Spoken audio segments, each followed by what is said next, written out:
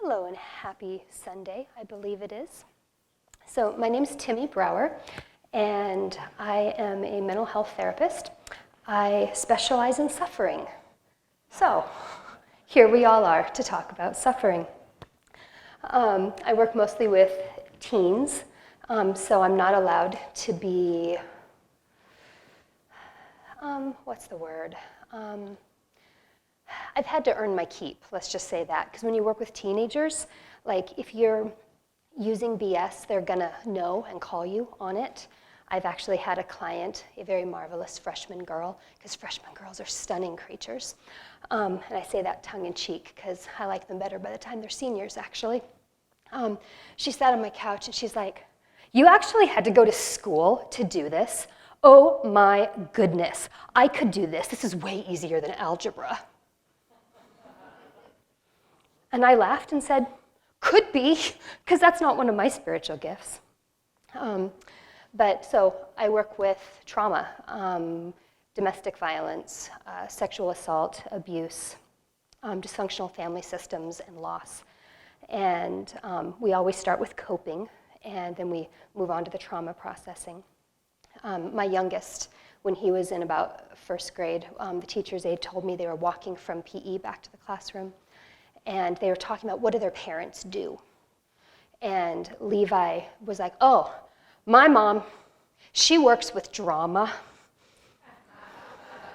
And I'm like, yeah, I think that's true too. So today we're going to talk about soul food. How do we nourish ourselves so we can increase our body's defense against disease? And what's been really fun about creating this presentation is I started with a premise that I knew in my guts was true from work.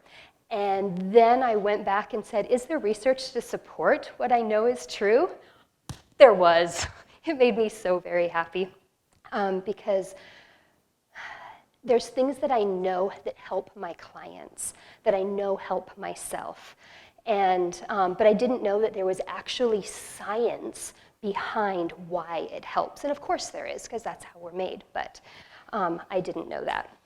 So I come to this work both as a therapist, as a professional sufferer, as well as professional engager of suffering, both through my own story as well as through my work. A lot of us in the helping professions get into the helping professions because we're trying to understand our own suffering.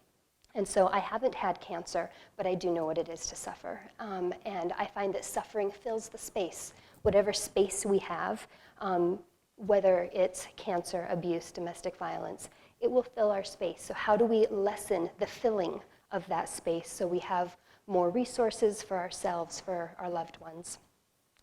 So we're going to start with just kind of the basics of self-care. Have you guys all probably heard something about stress relief, self-care? By the way, this is going to be an interactive thing because I can talk, but as a professional listener, I actually prefer engagement. And so stress relief, have you guys all covered this kind of stuff? Walks, exercise, meditation, prayer, getting outside, social interactions, music, pets, physical touch, things like that. All these are important. What's great about them? They release dopamine. Dopamine is wonderful. Who likes dopamine? For those of you on social media, anytime that you get a like and your phone goes ding, that releases, they've done studies, these tiny little drops of dopamine into your body, which is why we actually have to be careful with teenagers and social media because they become very like-oriented because of the dopamine it releases into them. Isn't that interesting? Side notes. So dopamine, super important, and that's a very present tense release of goodness into our bodies, and we need that. But we also need something that is longer lasting, that is actually healing. There could be studies that dopamine is healing. I didn't find any in my research for this. Pleasure is important. Again, I like pleasure. Pleasure is nice. Dopamine is the pleasure hormone. But if we want to actually fortify our souls to increase our immunity, how do we do that in ways that are sustainable? And preferably not super expensive, because how many of you have the money in your back pocket to do a cruise to the fjords of Norway every other month to increase your dopamine and oxytocin levels? Yeah, me neither. Not at all, actually. So I'm working from the premise that at the heart of disease, is loss or threat of loss. Does that make sense? And so how do we fight that real threat to our flourishing? How do we pivot out of that dis-ease so that we can hold on to what is still good and nourishing about our lives? And I was telling Allison, I'm like, we've got all the science, and now I'm going to bring the fluff. The healing power of beauty, friends. That's where it's at. And it's actually not fluff. Like I said, I love beauty. I study beauty. I'm intentional about beauty. There's actually science how beauty actually mends our bodies. That's what made me really happy in my research, because I've watched this with my clients and I've watched this in my own life. But there's actually hormonal things that change in us when we focus on beauty, delight, and awe. So for our beginning's sake, we're going to create a definition. There's lots of definitions you can use for beauty, but for our purposes, we're going to do anything that pleases us with delight. It could be a sight, sound, smell, etc. When my oldest was a very, very verbal toddler, I went out onto the porch of this little bungalow we were living in, and I'm like, hey, buddy, there's a pile of rocks right there. And it'd been there for a few days, because, toddlers, boys, rocks. And I'm like, can we do something about that? And with pure delight, like you can imagine this really cute little blonde, big blue-eyed, just wholehearted little human. And he's like, Mommy, that's not a pile of rocks. And now keep in mind, this is on my porch. That's my urinal. The amount of delight and pleasure that he got from that pile of rocks on my porch released a whole lot of dopamine and oxytocin into his sweet little body. Beauty is in the eye of the beholder. He was way more taken with that pile of rocks than I was, because there was damp at the bottom of that pile of rocks. But and we did move it. I've got a better place for your, and we lived in the country, by the way, so like we didn't have neighbors. This was not anything weird or awkward, particularly, once it got moved off the porch. One of the things, like how many of you guys are really, really taken with honeybees?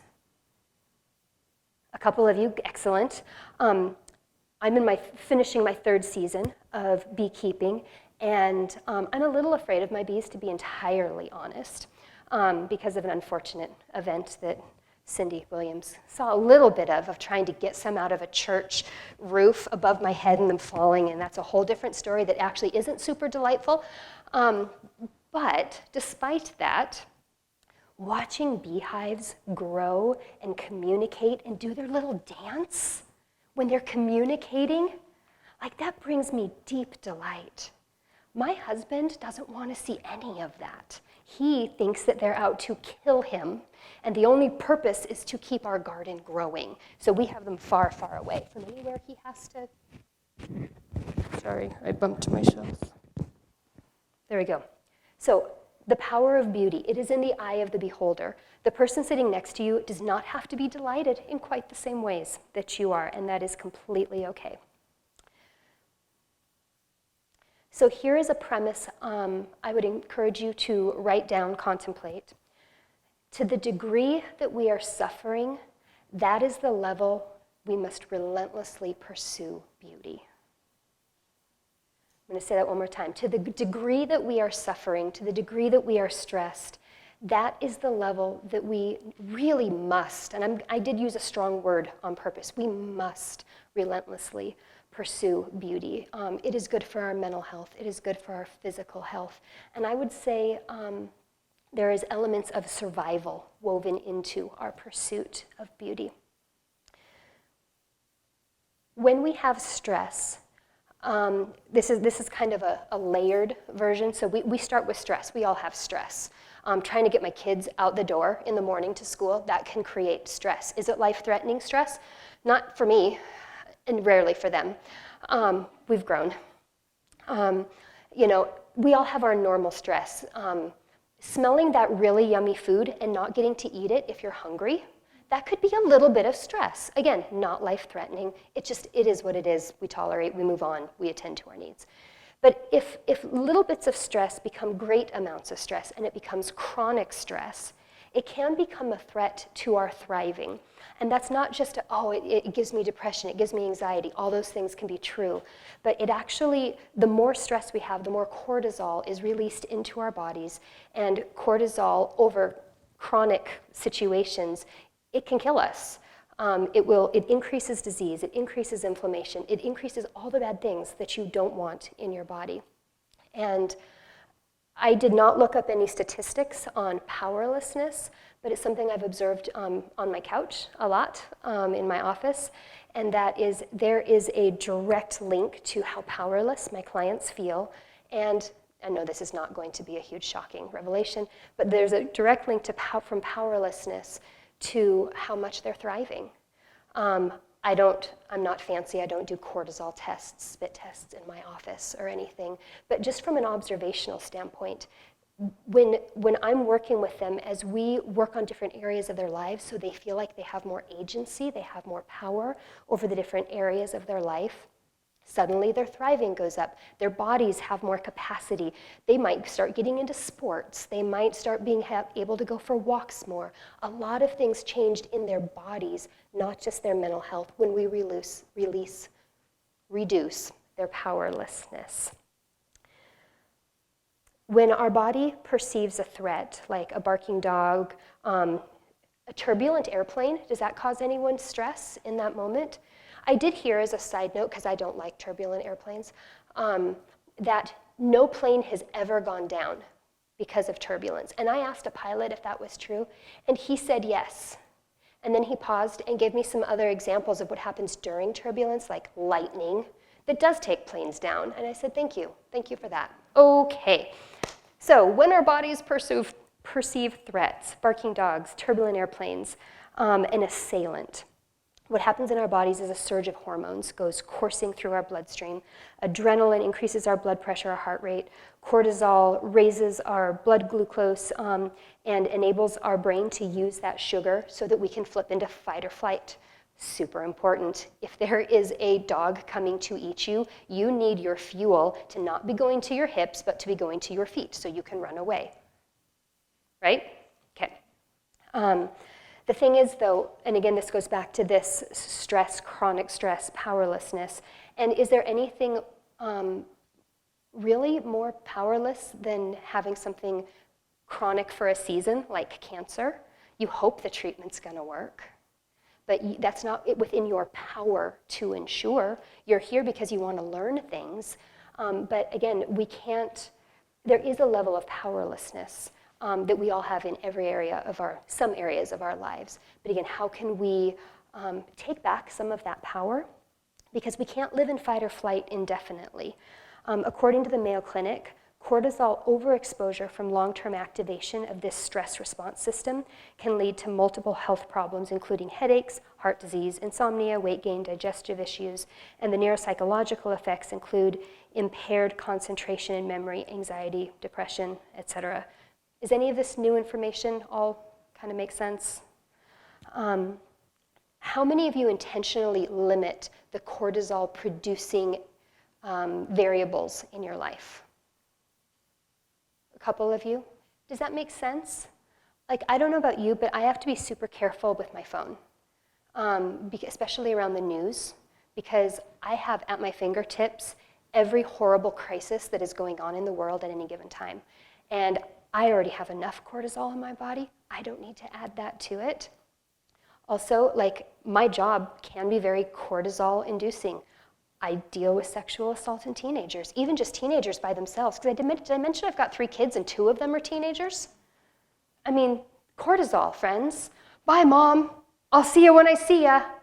Awesome. Good. And my firstborn is a very stunning human. He actually mostly reduces my cortisol at this level, but at 15, He did not. He only increased it at 15. I really recommend 17 is better. How do we limit? This is important, I think, in addition to seek beauty, seek delight, but also how do we limit the increases to our cortisol levels? So what do we do with this word delight, beauty and delight? I'm using those interchangeably. Delight actually increases oxytocin. And I thought this was interesting as I first started learning about it, because oxytocin is the bonding hormone. It increases trust, empathy, love. Like when you are pregnant and giving birth, as part of the birth process is an increase in oxytocin as the hormone, so that you can love this creature that is tearing apart your body, right? And so this baby comes out and we love it. And part of that is because of oxytocin. So what does oxytocin have to do with disease? Do we want to bond with disease? No, we do not. That is not a long-term commitment we want to do. The thing with oxytocin, or delight, is that you can't be in delight and fight or flight at the same time. Just like gratitude and anxiety are mutually exclusive, delight and cortisol, thank you, they're separate. And delight actually increases the oxytocin. And I found a couple studies, one of which I really found fascinating, in part because of a lot of the work I do is with traumatized teenagers. And it was a long-term study on foster moms. So these moms did not have the benefit of birth to bring about these loving feelings towards the baby that is now placed in their arms. And what they found is when the foster mother intentionally chose delight and joy in regards to this baby, both her and the baby's oxytocin levels rose. And how she did that was, oh, honey, doing the baby talk and just her eyes lighting up. And that it was a direct correlation to her commitment to this child. And again, and the effects on her body, she felt more rested. Her heart rate went down because oxytocin lowers, I don't know, I haven't been a foster mother, but I'm guessing that there is both delight and a little bit of terror when a baby is placed in your arms that you may or may not have been completely prepared for in that moment, based off my friends who have done foster. It's often hey, we've got a baby for you, and they start driving. But the study found that the level of their chosen delight in this baby actually calmed both of their bodies and brought increased oxytocin, decreased cortisol. A study out of University of California found that I don't think I have this as a quote, I do not. Oxytocin is the mediator of what has been called the tend and mend response, as opposed to the fight or flight response to stress. When you are intentionally altruistic, touching people in a positive way, lending a helping hand, your oxytocin level actually goes up, and it relieves your own stress levels. And so one of the things that is also a part of delight, like, have you ever helped someone and felt really good about it? That's because you're not just helping them, you're also literally hormonally helping yourself. And again, there's a delight, and one of the authors I read called it moral beauty, when we are intentionally kind towards others, and how that affects our bodies. So let's take a sec and talk about types of beauty. How many of you at some point in your life have had 3 and 4-year-olds in your life? Can you name some things that they find delight in? Leaves. Bugs. Mm-hmm.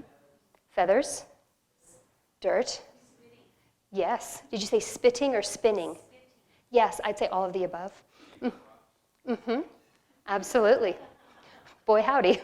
I actually find, as a mother of 3 boys, they also find some, and this is not recent, I'm just going to say, they also find some joy of climbing as high as they can in the tree when Daddy's on a different part of the property and seeing who can pee the farthest. This is like, again, and I came home from work while that was happening. again, delight is in the eye of the beholder, but I think that we can take a lot of lessons, maybe not in trees, but from what delights children. Because it doesn't have to be super complicated. It doesn't have to be super expensive. Do any of you have 10,000 pictures of sunsets on your camera? Allison does. I do. I didn't realize that until I went looking for something. And apparently, like, I do love beauty and I live in a beautiful place. I'm really intentional about sunsets. I've got sunsets by the barn. I've got sunsets by the greenhouse. I've got sunsets reflected in the puddle next to the tree. I have sunsets with yaks. I have sunsets with goats. I have sunsets with chickens. I have sunsets with my children. I apparently really love the beauty of sunsets. And I find that when I scroll through my phone, I find myself smiling. And I feel happier because of the delight of all the sunsets in my reel. I don't let ugly things go in my reel, except for that one thing, but then I had to just show my children, then I deleted it, because there's a lot of really interesting larvae that can attach to things that shouldn't. We'll just leave that there. So I took a picture for my children's sake, and they said, "Mom, that's gross, don't ever do that again." And actually, I found a little bit of delight in that. I'm diverting, though. So different types of beauty. Beauty could be from nature. It can be art, people, relationships, food, creativity, laughter, aromas. And again, living with boys, I'm meaning positive aromas, not "Mom, smell my hands." But like I keep lemon essential oil in my work backpack for my computer. Because there's something really good and calming and clarifying about that as an aroma. It's kind of like a reset internally when you just take a big breath of lemon. Delight also invites gratitude, which again is the opposite of anxiety. And just so you know, there is a purpose in all of this, just so you know. I'm talking about beauty because I love beauty. I invest in beauty. But in a moment, I'm going to ask you to start thinking about, like, what are the things that really delight you? And if you're willing, I'd love it if you'd share a couple. And then we're going to talk about what does it mean to develop your own practice of pursuit of beauty as a actual defense against disease. I want to read a quote. How many of you have read Viktor Frankl's Man's Search for Meaning? You're shaking. It's a very, it's all about suffering. So a little bit of the backstory on Viktor Frankl. He was a young man, a Jewish psychologist or psychiatrist, I actually don't remember, when World War II broke out. And so he ended up going into the concentration camps, and he went through it with an eye for what is the meaning in life and where is there beauty, which is an interesting landscape to be thinking so deeply about beauty. And I'm going to just apologize to you and my German ancestors for slaughtering the German, but it's necessary, both the slaughtering and the reading. So he's talking, this is page 99 if you care, but so he's talking about experiences in the concentration camp and the meaning of suffering. And so once the meaning of suffering had been revealed to us, we refused to minimize or alleviate the camp's tortures by ignoring them or harboring false illusions and entertaining artificial optimism. Suffering had become a task on which we did not want to turn our backs. Isn't that funny? I mean, you think of the level of moment-by-moment suffering with no reprieve that these men experienced, and they chose to, some of them, not all of them. The book is a lot of compare and contrast between the two groups. But they got to the place where they didn't want to turn their back on the work of suffering. We had realized its hidden opportunities for achievement, the opportunities which caused the poet Rilke to write, "Wie will ist aufzuleiden." That was almost tolerable. I'm afraid my German ancestors only taught me to cuss, so that's why I can't read that well. What the quote means is how much suffering there is to get through. Rilke wrote of getting through suffering as others would talk of getting through work. There was plenty of suffering for us to get to. Now catch this part. Therefore, it was necessary to face up to the full amount of suffering, trying to keep moments of weakness and furtive tears to a minimum. So he's not saying don't be weak and don't give into tears. It's actually the opposite.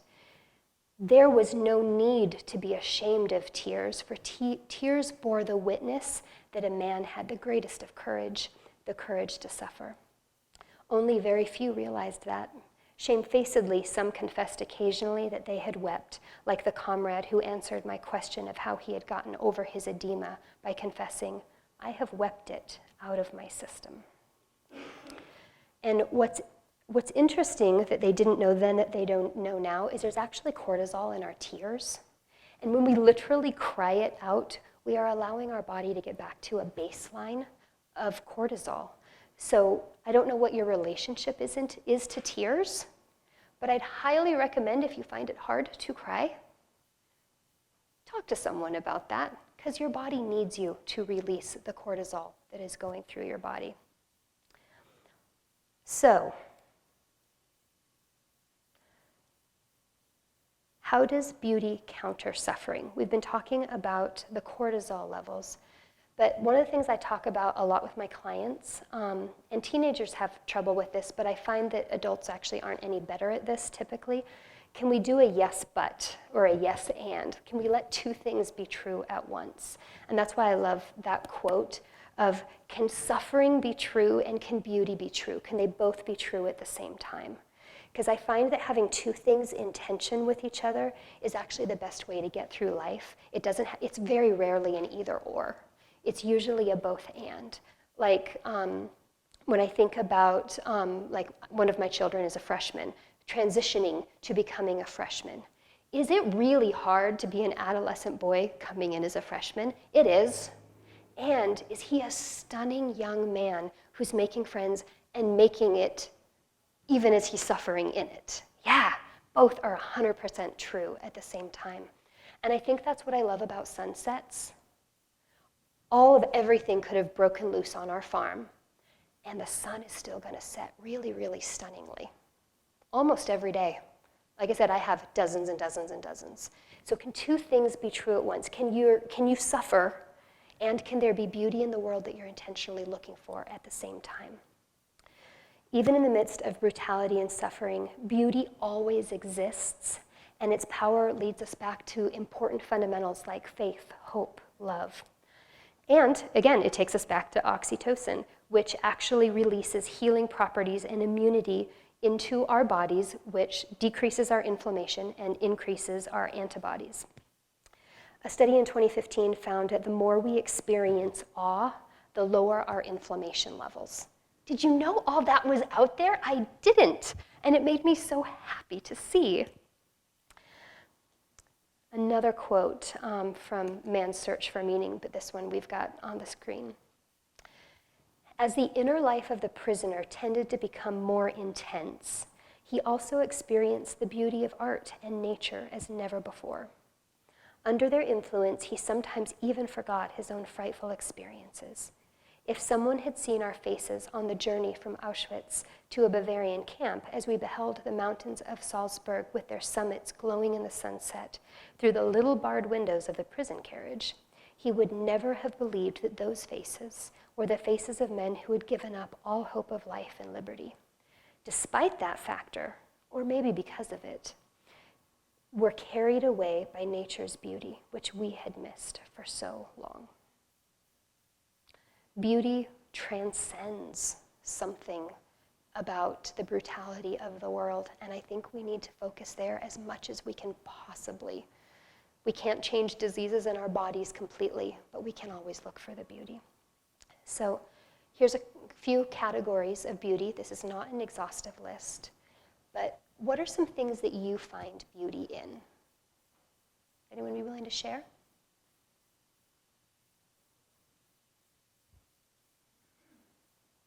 So when I was recovering from cancer, I I didn't really, before that, I didn't really notice a lot about nature around me. But when I was well enough to be able to go outside by myself, across from our deck, there's the air conditioner, and a family of robins had built a nest. And just being able to watch the life cycle of that was just like so, I just felt like God gave me a gift, being able to watch that. And then it opened my awareness to the bunnies we had around us and the other birds that were around us. And it just helped me appreciate and see more beauty in our world that when we're busy, we don't often see. Mm-hmm. That is definitely awe-inspiring. Thank you. I have a dozen grandkids. They're 10 and under, and just to have play dates with them and watch them play, their joy and their spontaneous love and the funny things they say, it brings laughter and joy. Mm-hmm, for sure. And I'm guessing you have a lot of little hands touching you in the process too. That also increases oxytocin levels. Mm-hmm.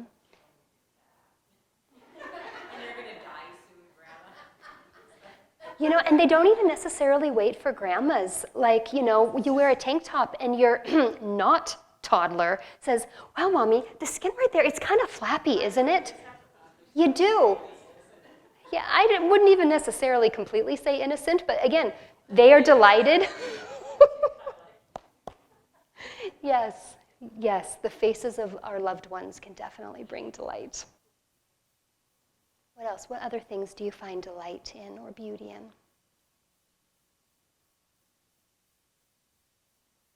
in? Mm-hmm. Water of any kind. Just we live right by a river, and just lakes or the ocean, just any water just is immediately relaxing and joyful. Mm-hmm. So I was hopping to and from the kitchen, so I might have missed if you talked about this, but I came at just the right time. But I wanted to share with you guys a practice that I started doing that was basically right along the lines of this. But I started a list that, like, every time something in my life kind of sparks joy, or just like a really sweet moment or something so ordinary, but I just am like, wow, I really am grateful for this. I appreciate this. I started keeping a list on my phone, and it's something like the sound of a willow tree in the wind, or my son, or I went on a trip with my mom, and she's like, I like using a brand new hairbrush, or my favorite pack of gum, or just any of these small little things in my life that spark joy. I started keeping track of them, and then I started noticing, because I'm more aware of them, or like I'm looking for new things to add to my list, that now I'm finding more joy in just these run-of-the-mill things. And just to kind of encourage you guys, if you have, you know, some extra time or whatever, or just to be intentional about finding these everyday moments in our life that are sparking joy. And usually it's not the huge things. So much of it is just these tiny little moments or things that we can try to hold on to and remember. And then when we have that lens on for the gratitude and the awareness, then you start to see it more. But it's just been really fun for me to keep track of them. And then, you know, on like a really bad cold winter day in a few months, kind of pulling out the list and like, hey, what can I gather from that today? But it's been fun sharing it with loved ones too. Mm-hmm. And for me, that's kind of what my photo reel is, because, like, again, I didn't know that I was as delighted in bees as I was until I went to a wedding, and there was a 4-year-old who was not delighted to be at the wedding. And we sat down on the floor together, and I kept him occupied for 40 minutes, just with pictures of my bees, with a few of yaks thrown in, because we also have yaks on our property. So one other thing is Katie still in the room? Okay, so one of the other things that you forgot to mention when we were in Los Angeles, you girls were making a list of, these just bring us joy. And what I remember you saying is, Amy, don't you just love the feel of clean-shaven legs and you hop into clean sheets? Mm-hmm. Because that is delight, for sure. I think that watching seeds come up, like the little seedlings, is just neat. And we have apple trees that this year are bearing really for the first time. And just going out and looking at those apples on the trees, like there's just something really beautiful about that. Mm-hmm. On Friday, my thighs can attest, I planted 250 bulbs. Spring is going to be a winner. And again, isn't that oxytocin and hope? Like, no, spring is going to be good. Winter is going to be long and cold and dark and wet. But spring is going to be stunning. And I think that's an important thing to hold, like in the present. Good things are coming no matter what your present suffering is. And I know that everyone in this room is suffering at some level, somewhere, because we live in a world that we cannot escape loss. Loss is a part of our lives. So in closing, I would invite you to, ideally today, because if you put it off past today, you probably won't do it, but write down a few things that you find delight in, that you find beauty in, and maybe write down a sentence or two of how you're going to pursue it with intentionality. How do we nurture our pursuit of beauty? And what would it be to pursue the things that bring us delight with intentionality? Because again, it doesn't have to be this big, expensive thing. It could be as simple as, I'm going to try to take a picture once a day of something that brought me delight. Because you might be surprised on how that pivots your internal compass towards something that is, again, oxytocin producing rather than suffering focused. So, and that is all.